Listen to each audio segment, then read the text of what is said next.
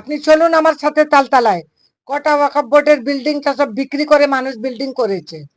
যখন ওয়াকফ বোর্ডে কে কোন সম্পত্তিতে যায় যার কেউ নেই, এখন তো আমি জ্যান্ত আছি। আর যদি সরকার রাখে তো ওনার কাছে ভালোভাবে থাকবে। ওয়াকফ বোর্ডে গেলে ওরা তো নিজে খেয়ে নেবে, আমাকে কি দিবে? ওদের তো পেট, আমি চ্যালেঞ্জ করে বলছি, ওদের পেট তো আমার থেকে বড়। তার মানে সরকার যে ওয়াকফ বিল নিয়ে যে সিদ্ধান্ত নিয়েছে সেটা কি হ্যাঁ, ঠিক? সরকারের হাতে থাকলে ভালোই। সাধারণ মানুষ পাবে। হ্যাঁ, তখন আমি দাবিও করব সরকার আমাকে কিছু দেবেও। আর যাই হোক, 6,000 এখন দিচ্ছে, কিন্তু আগে দেখি কি হয়। সরকার যে ওয়াকফ বিল নিয়ে যে সিদ্ধান্ত নিয়েছে বা যেভাবে এগোচ্ছে সেইটা কি কি মনে করতেন ঠিক না বেঠিক? ওয়াকফ বোর্ডে না গেলেও ভালো হয়। ওয়াকফ বোর্ডে কার যায়? যা আমি লিখে দিচ্ছি, আমি ভাই মোগল সম্রাটের বউ আছি, আমি এই তাজমহলটা ওয়াকফ বোর্ডকে দিচ্ছি।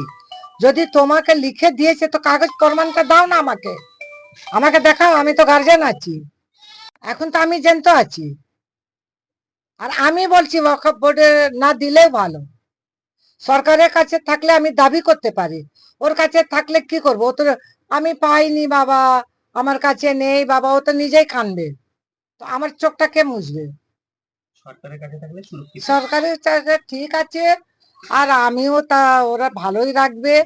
আর তার বাদে আমি দাবি করলে কিছু পাবো, কিন্তু ওয়াকফ বোর্ডে গেলে আমি একটা পাবো, তো নিজে বলবে আমি এমনি বসে আছি বাবা, আমার কাছে নেই, তোমাকে কি দেবো? অথচ আমি আপনাকে দেখাচ্ছি ওয়াকফ বোর্ডের জায়গাটা বিক্রি হয় না। আপনি চলুন আমার সাথে তালতলায়, কটা ওয়াকফ বোর্ডের বিল্ডিংটা সব বিক্রি করে মানুষ বিল্ডিং করেছে। ওয়াকফ বোর্ড আসো না, আমি দেখাবো। সেখানে সম্পত্তি ছিল কিছু এই তো তালতলায় আছে।